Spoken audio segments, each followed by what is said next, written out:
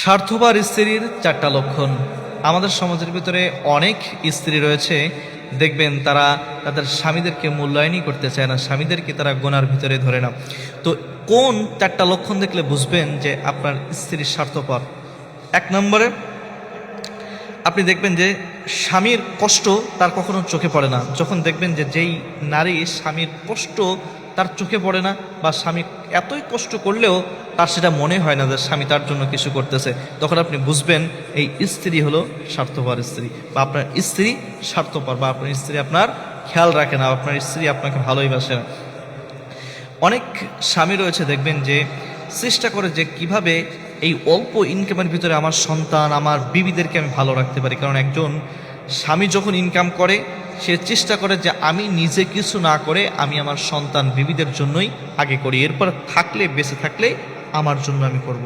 অনেক মানুষ এটা বুঝতে চায় না, অনেক স্ত্রী রয়েছে এটা বুঝতেছে না, লাখ লাখ টাকা ইনকাম করলেও তারা স্বামীদের কষ্ট বুঝে না। কি করেছো আমার জন্য? কিছুই তো করতে পারে না।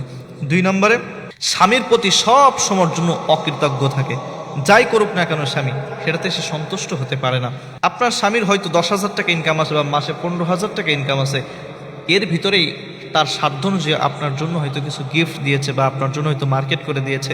সে চিন্তা করে পাশের বাড়ির ভাবি দেখো তার স্বামী তাকে কত দামি শাড়ি দিয়েছে, কত দামি থ্রি পিস দিয়েছে, এই দিয়েছে সেই দিয়েছে, এটার উদাহরণ দেয়। কিন্তু চিন্তা করেন যে আপনার স্বামী এটা দিতেই হয়তো তার অনেক কষ্ট হয়েছে, তো এর ভিতরে সে সীমাবদ্ধ থাকে না। যেই নারী স্বামীর এই অল্প উপহারেই সে বিরক্ত হয় বা অসন্তুষ্ট হয়, আপনি বুঝবেন যে এই নারী বা এই স্ত্রী হলো স্বার্থপর স্ত্রী। এরপরে 3 নম্বর যেটা হলো, সেটা হলো ভালো মন্দ যা কিছু হয় সে তার পরিবারের সাথে যে শেয়ার করে, বা বাহিরের মানুষের সাথে যে এই বিষয়টা বেশি শেয়ার করে, বা তার যে শ্বশুর বাড়ি, তার যে বাপের বাড়ি রয়েছে, সেখানে মানুষের সাথে এই বিষয়টা, সে অল্প কিছু হতে পারে নাই, সেটা আর বাপের বাড়ি যেয়ে বলে যে আমাকে এটা করেছে, আমার জন্য এটা করেছে, বা আমার এই কষ্ট দিয়েছে, ওই কষ্ট দিয়েছে, আমার এই দেয় না, ওই দেয় না, এরকম বিভিন্ন কমপ্লেন তারা বাপের বাড়ির মানুষের সাথে করতে থাকে।